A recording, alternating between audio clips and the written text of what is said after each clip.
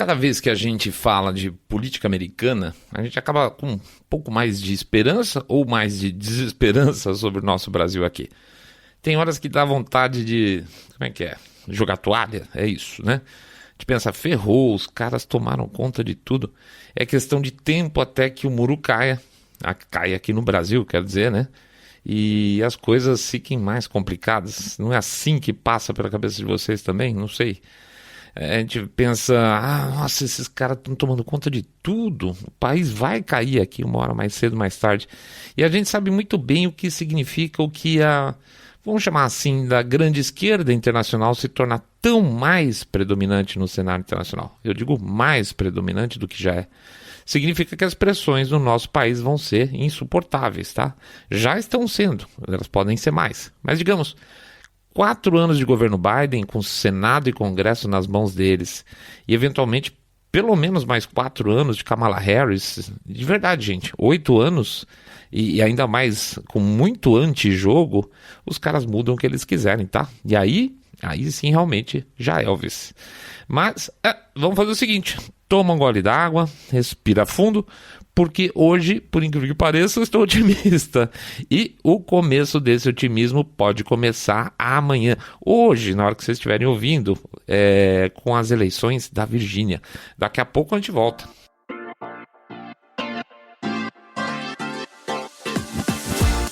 Saindo da bolha. Menos notícia, mais informação para você.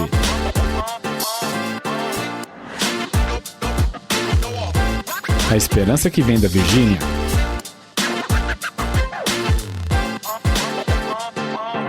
Bem-vindos ao Saindo da Bolha, esse é o nosso episódio 90 e a gente vai falar, na verdade, não tem que falar nada, ninguém me obriga a falar nada. A gente vai falar um pouco sobre um movimento que, se comprovado como tendência, hoje, pode ser o primeiro respiro de alívio político desde 2016 e eu não estou exagerando. Desde a eleição de Donald Trump, a única coisa que a gente viu no panorama político americano foi um ataque feroz, sacana, desonesto e sujo contra os republicanos, contra a direita americana. A bem da verdade, alguns dos republicanos mereceram mesmo. Mas basicamente aí uma oposição literalmente sórdida a qualquer pensamento que se possa considerar aspas de direita, tá? Estou falando tanto do pensamento conservador como do libertário e até mesmo do liberal clássico, e quando falo do liberal clássico, falo daquele de verdade e não daquele centrismo que namora ora com eleitor de direita, ora com pensamento de esquerda, se é que eu me faço entender. Desde 2016 foi uma surra sem parar. Se por um lado deu para comemorar algumas coisas muito boas com o governo Trump e suas alianças internacionais, por outra, a porradaria foi tão intensa que tinha horas que você percebia que, mesmo sendo governo, as coisas não andavam porque o Estado paralelo, o Deep State, minava grande parte dos esforços. A gente viu complôs baixíssimos, tentativas de impeachment sem pé nem cabeça, sem pé nem cabeça, desonestas, e principalmente a gente viu uma esquerda radical crescer exponencialmente nos Estados Unidos, fazendo o país explodir em caos e exportando movimentos de caos mundo afora baseado em identitarismo e na divisão social. Guerra cultural aberta, e vamos combinar, mais apanhamos do que batemos, tá? É um período que deixa muita cicatriz e olho roxo, mesmo com o homem no poder. Imagine agora.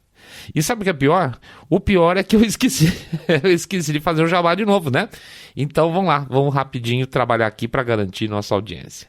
Para quem não conhecia a gente ou nunca fez até hoje, passa lá no nosso site www.saindabolha.com.br, clica no botão Follow This Podcast ou acompanha a gente no Spotify, Podcast Addict, Google Podcast, Apple Podcast. Pede também para acompanhar aqui no nosso canal do YouTube, quem estiver ouvindo no YouTube, um abraço para vocês todos. Pede também, o canal obviamente vai sair da bolha, né? Pede também para quem estiver aí no YouTube, dá um likezinho, não esquece do diabo do likezinho, segue a gente, faz aquela porcariada toda que o algoritmo do YouTube manda. Acompanha, clica no sininho, aquela coisa toda, tá? Vamos lá. Pede também para dar um share nas redes sociais, porque eles bloqueiam a gente pra caramba. Pede finalmente para fazer o famoso boca sarado, comentando com seus amigos aí que vocês acompanham um podcast cabeça direita limpinho, supimpa, que detesta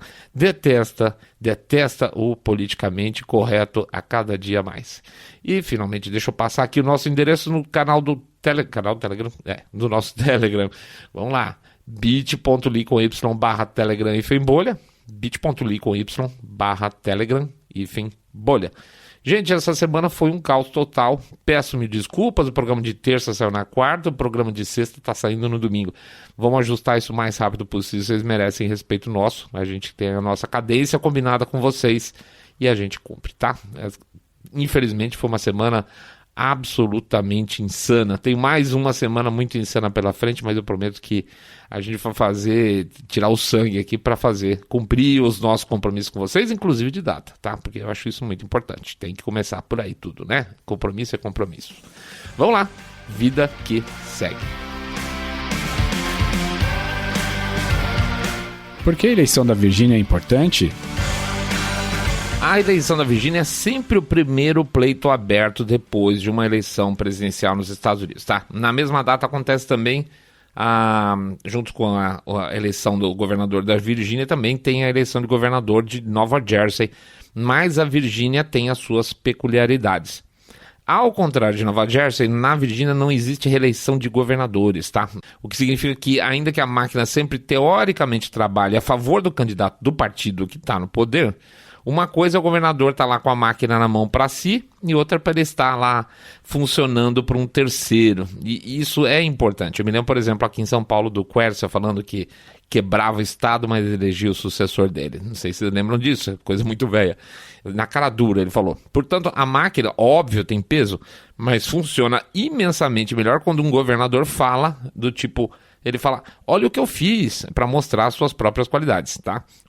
Falar, olha o que eu fiz para falar para o outro não é tão eficiente. Teoricamente, o próximo candidato não tem os mesmos skills, ele pode não conseguir ter, vamos dizer assim, o bom desempenho do candidato, do governador atual, que está com a mão na massa, tá? Portanto, é como se a Virgínia fosse um primeiro teste político do partido do governo federal.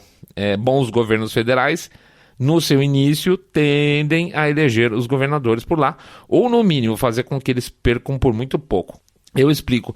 A gente já falou que a Virgínia tem sido um estado mais azul democrata, certo? Portanto, se um presidente republicano for eleito, e se ele estiver fazendo um bom trabalho, o candidato ao governo republicano na Virgínia consegue perder de menos, tá? Porque lá é mais democrata, ou talvez ganhar apertado. Tenha em mente o seguinte, nas últimas eleições presidenciais em que o Biden ganhou, ele teve 10% de frente sobre Trump lá na Virgínia. Portanto, teoricamente, essa eleição agora deveria começar aí com um candidato a governador democrata com 10% de frente, hipoteticamente, tá? Reduzir, então, essa diferença pelo lado republicano, ainda que não absolutamente, significa que pode haver uma má avaliação do governo federal, tá? E essa má avaliação pode estar atrapalhando o candidato democrata deles. Uma derrota numa eleição dessas, então, ainda que apertada, é uma hecatombe, tá? O cara, vamos dizer, Biden 10 pontos, o democrata perdeu, o negócio tá feio. Porque significa perder hoje, no caso específico hoje, a vantagem de um estado que está colocando governadores democratas basicamente desde a virada do século. Teve um só republicano aí, tá? E veja, a Virgínia, além de ter um governador democrata, hoje o idiota lá do Ralph Northam, aquele do aborto pós-parto, além de ter os seus super eleitores na época do colégio eleitoral votando para o Biden, eles também têm 2 senadores democratas, ou seja, é um baita, um sonoro não dos eleitores aos democratas se eles perderem as eleições lá. Pode ser literalmente o início do retrocesso de uma tendência de avanço da esquerda nos Estados Unidos, sem exagero. E claro, isso é bom demais. McAuliffe versus Youngkin. As eleições da Virgínia estão aí, agora nas mãos do Terry McAuliffe, que é o candidato democrata, e do Glenn Youngkin, que é o republicano. O McAuliffe já foi governador da Virgínia, exatamente antes do atual. Lembrando que, então, lá não tem reeleição, mas não existem reeleições de mandatos consecutivos, tá? O cara pode voltar quantas vezes ele quiser. Aliás, esse é um ponto importante que confunde um pouco as coisas, um pouco mais aí. Porque eu digo isso? Porque se por um lado, durante praticamente toda a campanha, o candidato democrata esteve à frente, essa vantagem nunca foi lá muito grande. E isso também pode significar uma certa rejeição à administração democrata atual, tá? Veja, nunca o McAuliffe conseguiu manter 10 pontos, aqueles 10 pontos do Biden de frente pro Youngkin, tá? Nunca. Isso quer dizer que o componente, vamos chamar assim, o componente ideológico, aparentemente não foi suficiente para dar uma frente tranquila para a sua candidatura. E assim como o McAuliffe, que tem um apoio restrito de todos os figurões democratas, o Youngkin também teve o apoio explícito de toda a cabeça republicana, do Trump até as atuais grandes estrelas do partido, que são senadores, como por exemplo o Ted Cruz, Rand Paul, o Rick Scott e até mesmo o safado do Mitt Romney estão apoiando ele. Então, portanto, os dois, em termos partidários, estão bem cobertos. E também doação de campanha, tá? Os dois estão absolutamente emparelhados, cada um levantou, coisa feia, uns 60 milhões de doletas para suas campanhas rodarem macias, tá? Não faltou dinheiro, vamos dizer assim. As campanhas foram iguais nesse quesito. Mas as semelhanças param por aí. Enquanto o candidato democrata é um politicão clássico democrata da gema, o Youngkin até meses atrás era CEO do Carlyle Group, que é o maior fundo de private equity do mundo, tá? Devia ter um belo de um salário, vou te contar, CEO do grupo Carlyle é bom. E é um cara, então, que tem uma visão de negócio muito forte. Não chega a ser um outsider, tá? Assim como o Trump não era exatamente um outsider, mas é um cara que não é um politicão clássico. Em termos de plataforma, eles diferem também no clássico, ou que hoje diferem democratas e republicanos. Por exemplo, o aborto. Um é contra e o outro é a favor da liberalização. Impostos, tá? Um prevendo redução, os republicanos, claro, e o outro propondo maior participação do Estado na vida das pessoas. O Youngkin, mais conservador, no que se refere às tretas sociais atuais, e claro, o McAuliffe achando que toda essa bagunça, essa zoeira, essa bandalheira que está acontecendo nos Estados Unidos é uma coisa lá muito linda. E finalmente o Youngkin contra o uso obrigatório de máscara, contra o passaporte sanitário, e o McAuliffe, democrata, óbvio, não é difícil imaginar a posição dele. Então tá aí o nosso, vamos dizer, ambiente bipolar. A virada de Youngkin. A gente fez um episódio agora mesmo sobre a Loudoun County, lá, lembra, contando a história da menina que foi abusada no banheiro por um rapaz vestido de saia, lá, e que essa história só brotou porque um jornalista do Daily Wire foi lá fazer o trabalho decente de como jornalista, de imprensa mesmo, lembra? Então, essa história mudou o momento da eleição por lá. Por se tratar de um assunto polêmico, automaticamente o Youngkin pegou a bola quicando e denunciou a situação, que é absurda, né? É absurda.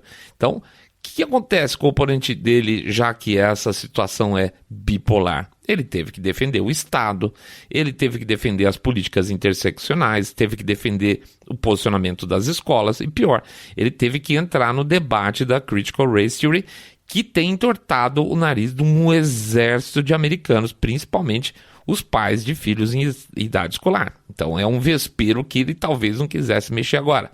E aí, então, duas bombas caíram na campanha dele.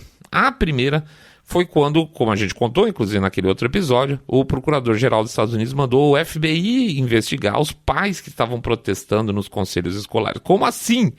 Eu, como pai, eu estou querendo interagir com o conselho escolar, que é feito exatamente para isso, a respeito da educação do meu filho, que é a grande preocupação dos pais, e agora eu passei a condição de investigado do FBI? O que é isso? A segunda foi quando o próprio McAuliffe, ele resolveu falar sobre o assunto e disse que os pais deviam ficar fora desse assunto. Sim, que os pais têm que ficar fora do assunto de discutir a educação dos próprios filhos. Ah, tá. Eu vou deixar que o Estado, ainda mais um Estado democrata, lacrador, ainda mais um Estado que não fez nada para defender uma menina estuprada literalmente, representado pelo conselho escolar, decida o que quiser aí fazer com a cabeça das minhas crianças. Não, isso não vai acontecer. Óbvio que isso vai gerar um tipo de rejeição. Para piorar mais ainda, para mostrar que a coisa era mais suja do que a gente já imaginava, essa semana a polícia local está analisando o que eles chamam de múltiplos casos de abuso sexual nas escolas de região, sem que os conselhos escolares tivessem levantado nenhuma bola específica sobre esse tema. E são esses conselhos escolares que os pais não devem ficar exigindo resposta, e pior, que os pais devem confiar a vida dos filhos cegamente a essas instituições.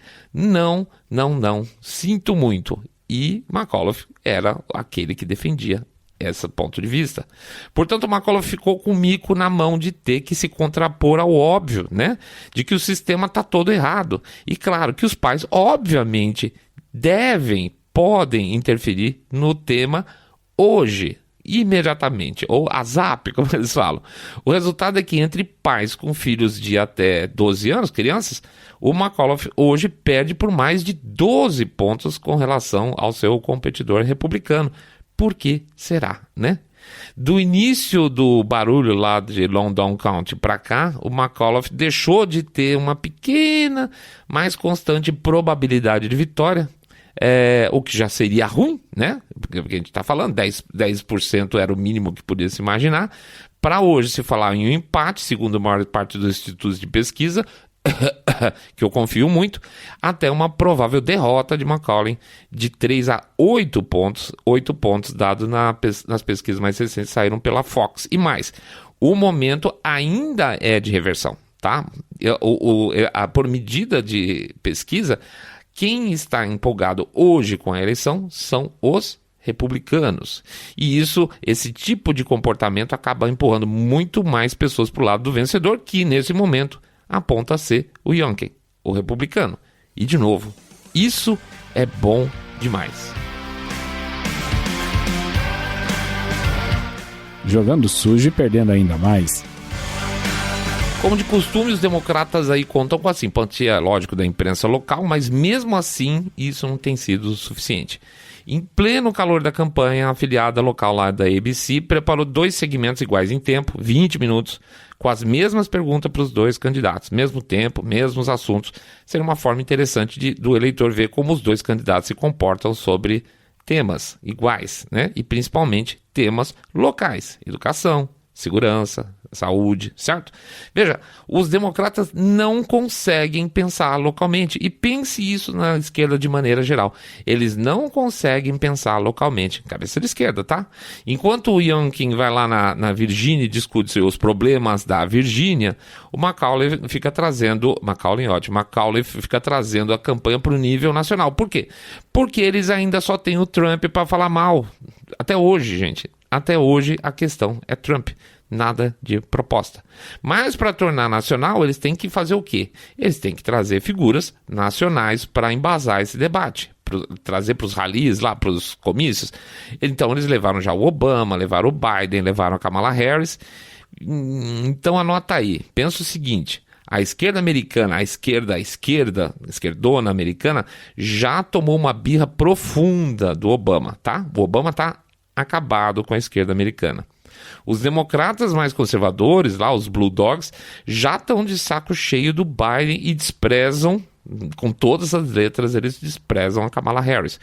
Todo mundo sabe que ela é uma completa idiota, a ponto de ter que contratar, não sei se o cara sabe dessa história, ela teve que contratar atores mirins para falar com ela em um vídeo recentemente, porque senão, até com criança conversando, ela se dá mal. Então tiveram que fazer um script para as crianças fazerem perguntas certas e comentários certos para ela não se embananar, tá? Ela precisa disso.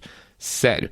Os independentes são mais insatisfeitos, são o grupo mais insatisfeito com a administração Biden, né? Let's go Brandon, né? Let's go Brandon tem uma parcela de independentes muito grande. Portanto, para segurar a sua campanha, o McAuliffe teve que se virar com os assets, esses elementos que ele tinha e que hoje, vai por mim, esses assets estão desvalorizados pra caramba. É só encrenca, é só bicheira. Mas voltando à entrevista então, o Youngkin espremeu seus 20 minutos no máximo para aproveitar as oportunidades de mídia, porque a mídia nunca dá muito espaço para republicano, né? Falou sobre temas locais. O candidato democrata, que é esqueci o nome, McAuliffe, que eu falei 10 vezes já o nome dele, chiricou e abandonou a entrevista aí no meio, uns 10 minutos, obrigando o canal a ter que explicar. Olha, gente, não é que a entrevista dele foi mais curta, ele teria 20 minutos, mas ele foi embora, foram dadas as mesmas condições, tá? Eles tiveram que se justificar porque o cara simplesmente levantou e foi embora. E ele foi embora por quê? Porque ele não gostou das perguntas. Como assim não foi bate-bola? Como assim não foi só pergunta facinha? Como assim vocês vieram me perguntar sobre segurança? Pois é, se o atual governador, que é do partido dele, tem falhas na administração da segurança do Estado, paciência, então ele que mostre como iria resolver o problema, certo? Na parte da educação, óbvio que perguntaram para ele sobre as questões dos conselhos escolares, sobre a rejeição do Critical Race Theory, porque é a pauta que está hoje, tá? E os democratas juram que essa pauta não existe, que não existe Critical Race Theory nas escolas, tá? É invencionice conspiratória, que nem acontece aqui no Brasil quando se fala em doutrinação na escola brasileira. Não, isso não existe. Os professores dão só umas noções básicas de política, não é assim? Então, lá, mesma coisa. E o assunto foi levado na entrevista e ele ficou bravinho, ficou putinho e foi embora. Bom, ele diz que tem uma posição a respeito nessa parte de educação, que é que os pais, ele falou explicitamente que os pais não devem dar palpite na educação dos filhos, certo? Por que ele não repetiu isso na entrevista? Por que ele não reforçou e argumentou em cima desse ponto de vista? Porque, claro, ele já descobriu que isso fez a maré virar contra ele e agora ele não pode voltar atrás. Então, perguntar para ele é um problemão. A única solução é cair fora. Um outro episódio ridículo que mostra o nível do jogo político atual foi uma situação criada com a presença de, aspas, supremacistas brancos num comício do Youngkin. Basicamente 6 carinhas lá, de verdade, fantasiados de supremacistas brancos, né, KKK, com calças cargo marrom, camisa branca, carregando tochas, foram num encontro lá do Youngkin e ficaram lá quietinho do lado do ônibus da campanha dele, debaixo de chuva, e gritaram umas vezes lá que apoiavam, nós apoiamos o Youngkin. Muito bem.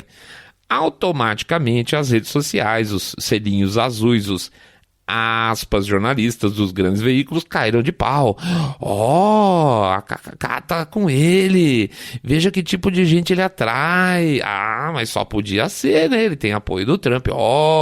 E assim começou o auê nas redes sociais. Mas bastou 2 horas para a coisa começar a cheirar mal. Os apoiadores teoricamente supremacistas brancos carregavam umas tochinhas apagadas novinhas, com cara de loja de móvel de decoração de jardim, sabe, tudo novinho. E depois, espera, essas tochinhas, o que é ali? Um dos supremacistas brancos é negro na foto. Como assim? Como assim, meus caras? E um outro era uma mulher que também não é padrão. E aí o pessoal falou, não, isso aqui tá errado. Isso aqui tá muito errado. E aí, rapidamente, os detetives do Twitter encontraram 2 dos participantes, os perfis lá no Twitter. Ambos faziam parte do Partido Democrata, trabalhando pela campanha do McAuliffe. Cara, que mico. Algumas cabeças de bagre até tentaram negar, mas estava na cara que foi tudo uma operaçãozinha fuleira para ter uma foto de grupos extremistas do lado do ônibus da campanha, em teórico apoio, para tirar foto, tá? Não é que pegou mal, pegou muito mal, porque mostrou não só que existe desespero da campanha democrata a ponto de montar esse tipo de situação, como também mostrar o nível moral dos caras, se é que precisa alguma comprovação extra dos democratas a essa altura. Mas não acabou, não, senhores. Pouco depois sai uma nota do Lincoln Project. A gente já fez um programa sobre o Lincoln Project, foi a Rapidinha número 21, em fevereiro desse ano. Quem não ouviu, vale a pena conhecer o perfil desses canalhas. Pois bem, o Lincoln Project soltou uma nota dizendo que sim, na verdade era tudo uma armação, uma mentirinha, que eles colocaram ali aquelas pessoas lá para protestar sobre o incidente de Charlottesville em agosto de 2017. Puta, papo furado. Ou seja, nem era aniversário do evento, não era nada.